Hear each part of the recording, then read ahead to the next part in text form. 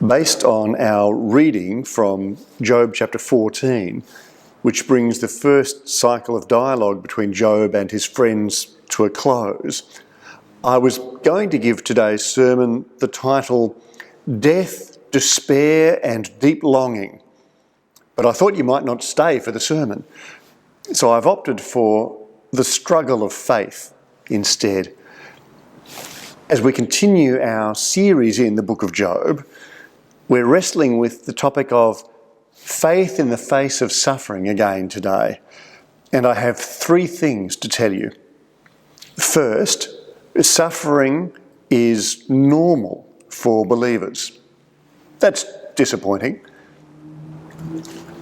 Second, suffering is harder for believers. That's very disappointing. Third, if you persevere to the end, suffering is bearable for believers. That's where we're headed. Don't say I didn't warn you. First then, suffering is normal for believers. Job has his wealth, his children and his health all snatched away at once. His suffering is extreme. But one of the reasons the book of Job is so helpful for us as Christians today is that suffering is normal for believers. We may be citizens of heaven, but we have no diplomatic immunity to suffering in this life. The New Testament teaches us that Christians experience the same sufferings as everyone else, plus the distinctive suffering of being persecuted as followers of Jesus. I remember as a new Christian reading through Mark's Gospel for the first time in a Christian Union small group during my first semester at university. I was struck by the trajectory of Jesus' story.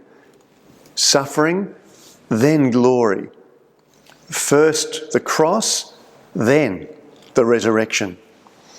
And I was struck by the call of Jesus to deny ourselves, take up our cross and follow him on the same path. Suffering, then glory. So suffering is normal for believers. But so often I forget and complain about even the most trivial first world inconveniences. I found myself much more grumpy than usual during the last couple of years of the pandemic. Living in middle-class comfort, surrounded by a Western culture obsessed with pursuing pleasure and avoiding pain, I find it easy to think that this life should be rosy and that suffering should have no place in it. Biblical Christianity teaches me otherwise, and I need to keep learning the lesson. The 19th century Baptist preacher Charles Spurgeon said, "If God saves us, it will be a trying matter. All the way to heaven we shall only get there by the skin of our teeth. We shall not go to heaven sailing along with sails swelling in the breeze, like seabirds with their fair white wings, but we shall proceed with sails torn to ribbons, with masts creaking, and the ship's pumps at work both by night and day. We shall reach the city at the shutting of the gate, but not an hour before. We shall only get there by the skin of our teeth." That is Job's language, actually. He says in chapter 19, verse 20, "I am nothing but skin and bones. I have escaped only by the skin of my teeth." Turning back to Job, we discover a second, even more disconcerting truth about suffering. Wrestling with the book of Job, we discover that suffering is harder for believers. Did Charlie misspeak? Has the pastor lost the plot? Suffering is harder for believers. The famous Christian writer C.S. Lewis wrote 2 books about suffering, The Problem of Pain and a grief observed. He published The Problem of Pain in 1940 during the terrible evil of the Second World War. In it, he argued that evil, human suffering, hell, and animal suffering are not a sufficient basis for rejecting belief in a good and powerful God. One reason we can continue to believe in the goodness and greatness of God in the face of suffering, Lewis argues, is that God uses suffering for our good, to wake us up spiritually. He writes, "The human spirit will not even begin to try to surrender self-will as long as all seems to be well with it." Now, error and sin both have this property, that the deeper they are, the less their victim suspects their existence. They are masked evil. Pain is unmasked, unmistakable evil. Every man knows that something is wrong when he is being hurt. And pain is not only immediately recognisable evil, but evil impossible to ignore. We can rest contentedly in our sins and in our stupidities. And anyone who has watched gluttons shoveling down the most exquisite foods as if they did not know what they were eating will admit that we can ignore even pleasure. But pain insists upon being attended to. God whispers to us in our pleasures, speaks in our conscience, but shouts in our pain. It is his megaphone to rouse a deaf world. So suffering presents a theological challenge for Christians. How can we believe in the God of the Bible in the face of suffering? It also presents an existential challenge. How can we trust in the God of the Bible in the face of suffering? It is one thing to assert calmly that God uses pain as his megaphone to rouse a deaf world. It is another thing to affirm it when the megaphone is blasting in your ears. In 1961, more than 20 years after the release of The Problem of Pain, C.S. Lewis published A Grief Observed, a collection of reflections on his personal experience of bereavement after the death of his wife the year before. His writing in A Grief Observed is not calm and reasoned, but raw like an open wound. He writes at one point, "Tonight all the hells of young grief have opened again, the mad words, the bitter resentment, the fluttering in the stomach, the nightmare unreality, the wallowed-in tears. For in grief nothing stays put. One keeps on emerging from a phase, but it always recurs, round and round, everything repeats." Job responds to suffering in both these ways. If his initial response to suffering in the prologue is like the steady reflections in The Problem of Pain, the long chapters of dialogue with Job's friends reveal the swirling thoughts and raw emotions of a grief observed. Listen to some of Job's raw words from chapter 6. "If only my anguish could be weighed and all my misery placed on the scales, it would surely outweigh the sand of the seas. No wonder my words have been impetuous. The arrows of the Almighty are in me. My spirit drinks in their poison. God's terrors are marshalled against me." From chapter 7. "What is mankind that you make so much of them, that you give them so much attention, that you examine them every morning and test them every moment? Will you never look away from me or let me alone even for an instant? If I have sinned, what have I done to you? You who see everything we do. Why have you made me your target? Have I become a burden to you? Why do you not pardon my offences and forgive my sins? For I shall soon lie down in the dust. You will search for me, but I shall be no more." from chapter 9. Although I am blameless, I have no concern for myself. I despise my own life. It is all the same, that is what I say. He destroys both the blameless and the wicked. When a scourge brings sudden death, he mocks the despair of the innocent. When a land falls into the hands of the wicked, he blindfolds its judges. If it is not he, then who is it? And from chapter 10, I loathe my very life. Therefore I will give free rein to my complaint and speak out in the bitterness of my soul. Your hands shaped me and made me. Will you now turn and destroy me? Remember that you moulded me like clay. Will you now turn me to dust again? This is raw, unbridled language, isn't it? These are impetuous words, as Job himself describes them. But these are the words of a believer. This is the struggle of faith, trying to reconcile painful present experience with belief and trust in God. What makes Job's struggle so difficult is precisely that he has big faith in a big God, which jars painfully with his bitter present experience. If you are caring for someone who is going through the struggle of faith, one helpful lesson to learn from Job is not to expect believers who are riding the roller coaster of pain to think and talk and behave in calm and reasoned ways. What you can do is sit beside them and encourage them to hang on for the ride.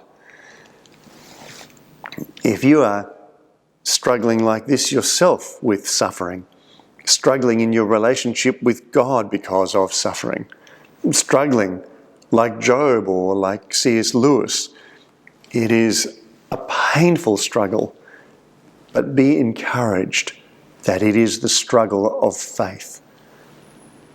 That leads to our last point. If you are struggling with faith amidst suffering, be encouraged that suffering is bearable for believers. Continuing the words of Charles Spurgeon from earlier, in the same sermon he went on to say, your trials will be so many that if you had only one trial more, it would be like the last ounce that breaks the camel's back. But nevertheless, though God's love should thus try you all the journey through, your faith will bear the trying. For while God dashes you down to the earth with one hand in providence, he will lift you up with the other in grace. You will have consolation and affliction weighed out in equal degree, ounce for ounce and grain for grain. You will be like the Israelite in the wilderness. If you gather much manna, you will have nothing over. While blessed be God, if you gather little, you shall have no lack. You shall have daily grace for daily trials. Your faith will bear the trying. Job is held up in the Bible as a model of persevering faith. Let us take a moment to consider the character of the faith that helps him endure.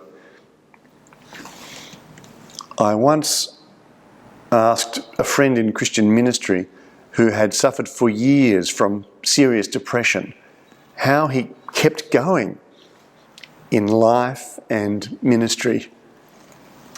He replied, sheer bloody-mindedness. Job's faith is a stubborn faith. Listen to what he says to his friends in chapter 13. Keep silent and let me speak. Then let come to me what may. Why do I put myself in jeopardy and take my life in my hands? Though he slay me, yet will I hope in him. I will surely defend my ways to his face. Indeed, this will turn out for my deliverance, for no godless person would dare come before him. Listen carefully to what I say. Let my words ring in your ears. Now that I have prepared my case, I know I will be vindicated. Can anyone bring charges against me? If so, I will be silent and die. There are beliefs that Job will not relinquish, even when they seem irreconcilable. He resists the temptation to deny either the reality of his circumstances or what he knows of God. One of my sons has been getting into bouldering, indoor rock climbing without ropes. As his interest in climbing has grown, he's shown me some pictures of Adam Ondra, a world champion rock climber.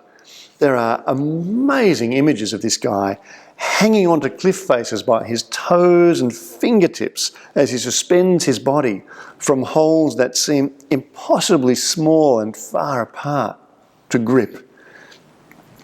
Though it seems impossible to hold on to both, Job is clinging to the truth about himself and his circumstances on the one hand, and about God's goodness and greatness on the other hand, and he won't let go. Job's faith is stubborn faith. It is also honest faith. There is no pretense, no Sunday smile, as Job pours out his misery and bitter complaint to God. In chapter 14, Job acknowledges his sense of despair and hopelessness in light of the brevity of human life. The Bible sometimes describes a happy life as full of days, but Job says at the start of chapter 14, mortals born of woman are of few days and full of trouble. They spring up like flowers and wither away. Like fleeting shadows, they do not endure. Do you fix your eye on them? Will you bring them before you for judgment? Who can bring what is pure from the impure? No one. A person's days are determined. You have decreed the number of his months and have set limits he cannot exceed. So look away from him and let him alone, till he is put in his time like a hired labourer. These God-imposed limits, especially the reality of death, create a sense of hopelessness, and Job does not hide his despair. At least there is hope for a tree. If it is cut down, it will sprout again, and its new shoots will not fail. Its roots may grow old in the ground, and its stump die in the soil, yet at the scent of water it will bud and put forth shoots like a plant. But as a mountain erodes and crumbles, and as a rock is moved from its place, as water wears away stones and torrents wash away the soil, so you destroy a person's hope. And yet, Job does hope. His stubborn, honest faith is also a hopeful faith. In the middle of the chapter, he imaginatively explores hope in the most unlikely places. If only you would hide me in the grave and conceal me till your anger has passed. If only you would set me a time and then remember me. If someone dies, will they live again? All the days of my hard service I will wait for my renewal to come. You will call and I will answer you. You will long for the creature your hands have made. Surely then you will count my steps but not keep track of my sin. My offences will be sealed up in a bag. You will cover over my sin. Job longs above all for a restored relationship with God. It is doubtful that Job expresses a realistic expectation of resurrection with these words. But what Job explores as an imaginative possibility, the whole Bible holds out as a historical reality a future certainty, and a living hope. Peter writes in the New Testament, "Praise be to the God and Father of our Lord Jesus Christ. In his great mercy, he has given us new birth into a living hope through the resurrection of Jesus Christ from the dead." If our hope is more certain than Job's, the struggle of faith is no less real for us. Indeed, as we saw last week in Romans 8, the glorious hope of resurrection makes us groan in eager expectation as we wait to be released from our present sufferings. Paul writes, "I consider that our present sufferings are not worth comparing with the glory that will be revealed in us. We know that the whole creation has been groaning as in the pains of childbirth right up to the present time. Not only so, but we ourselves who have the first fruits of the Spirit groan inwardly as we wait eagerly for our adoption to sonship, the redemption of our bodies." Friends, may you persevere in the struggle of faith, clinging on for dear life and looking to God in the face of suffering with a faith that is stubborn, honest, and hopeful. God bless you.